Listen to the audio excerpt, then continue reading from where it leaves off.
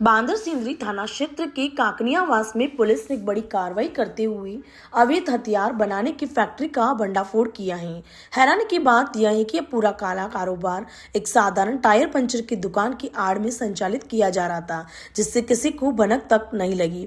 IPS Ajay Singh Rathore की supervision में चलाए गए ऑपरेशन क्लीनअप के तहत पुलिस टीम ने मौके पर दबिश दी। कार्रवाई के दौरान 5 तैयार हथियार जिनमें बंदूक और देसी कट्टे शामिल हैं बरामद किए गए। इसके साथ ही बड़ी मात्रा में अर्धनिर्मित हथियारों के पुर्जे, नाल, कारतूस बनाने का सामान और निर्माण में उपयोग होने वाली मशीनें भी जब्त की गई।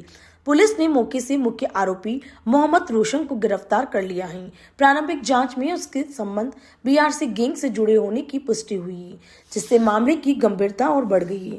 पुलिस अब आरोपी से गहन पूछताछ कर रही है ताकि ये पता लगाया जा सके कि वह यह हथियार किन लोगों को सप्लाई करता था और इस नेटवर्क में उसके अन्य साथी कौन कौन शामिल है। इस कार्रवाई को अंजाम देने में किशनगढ़ और बांदर सिंदरी थाना पुलिस की टीम की अहम भूमिका रही। पुलिस ने इस मामले को लेकर अवैध हथियार का केस न मानते हुए नए आपराधिक कानून के तहत संगठित अपराध की धाराओं में दर्ज किया है। मामले के सामने आने के बाद इलाके में हड़कंप मच गया है और पुलिस अब पूरे नेटवर्क को जड़ से खत्म करने में जुटी हुई है।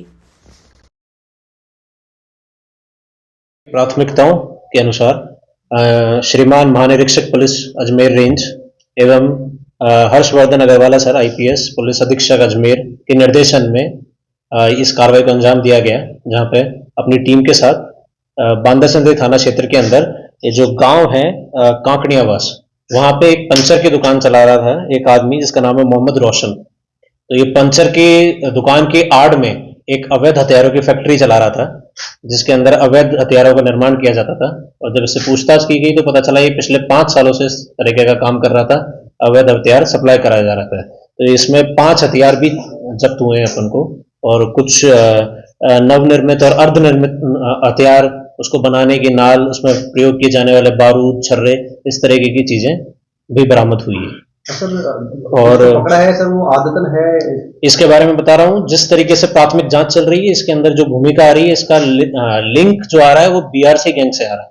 तो इसको देखते हुए और जो पुलिस मुख्यालय की प्राथमिकता है, उसके मद्देनजर हमने नवीन आपराधिक कानून में जो संगठित अपराध की धारा है उसका प्रयोग किया है, और उससे इस गैंग के जो भी सदस्य से जुड़े हुए हैं और उसके निर्माण और उसमें आ रहे हैं, उनके ऊपर कार्रवाई की जाएगी। गैंग कौन सी? बीआरसी गैंग है जो यहाँ किशनगढ़ में काफी एक्टिव रही है, पहले काफी पॉलिटिकल मर्डर वगैरह के उसमें भी न्यूज में रही है। उसी गैंग से आरोपी गिरफ्तार हो चुके हैं? अभी तक जो मेन मुख्य आरोपी है उसे गिरफ्तार कर लिया गया है उसके अवैध फैक्ट्री के साथ, और उसके जो डेटा है वो हमारे पास है मोबाइल में, जिसमें अन्य आरोपी है उसके पीछे टीम लगा दी गई है और अनुसंधान किया जा रहा है, और उसके हिसाब से गिरफ्तारी जल्दी आपको आज शाम तक या फिर अन्य गिरफ्तारी भी मिल जाएगी। नाम बताए सर जिसमें उसने हथियार दिए और उससे कोई घटना दुर्घटना? हाँ बिल्कुल, वो अनुसंधान का विषय है। तो जैसे जैसे, क्योंकि अभी कार्रवाई हुई है, तो जैसे जैसे वो आएगा क्लियर, उसका खुलासा करते जाएंगे सक्सेसफुल। सर, पंचर की दुकान से अवैध हथियारों का नेटवर्क कैसे पहुंचा है?